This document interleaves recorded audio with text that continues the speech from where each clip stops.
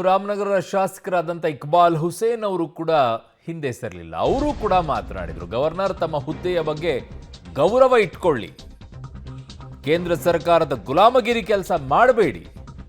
BJP ಮತ್ತು governor ವಿರುದ್ಧ ಶಾಸಕ ಇಕ್ಬಾಲ್ ಹುಸೇನ್ ಕೂಡ ಕಿಡಿಕಾರಿದ್ದಾರೆ.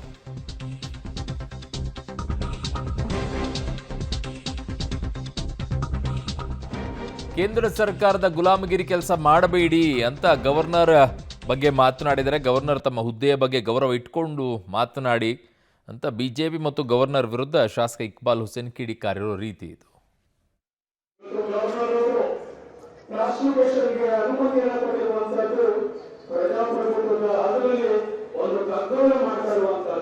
ಪ್ರಜಾಪ್ರಭುತ್ವ ಸಂವಿಧಾನಕ್ಕೆ ಒಂದು ಹಾಡು ಹಾಡಲೇ ಕೊಲೆ ಮಾಡಿರುವಂತ ನಾವೆಲ್ಲರೂ ಕೂಡ ಗಮನಿಸಿದ್ದೀವಿ. ಗವರ್ನರ್ ಸಾಹೇಬ್ರೆ, ನಿಮ್ಮ ಮುಂದೆ ಎಷ್ಟು ಜನರ ತನಿಖೆಗಳು ನಿಮ್ಮ ಮುಂದೆ ಇದೆ. ತಾವೇನಾದ್ರೂ ಗಮನಿಸಿದ್ದೀರಾ? ತಾವು ಗವರ್ನರ್ ಎಲ್ಲ ಗುಲಾಮರಾಗಿ ಕೆಲಸ ಮಾಡ್ತಾ ಇದ್ದಾರೆ ರಾಜ್ಯದಲ್ಲಿ.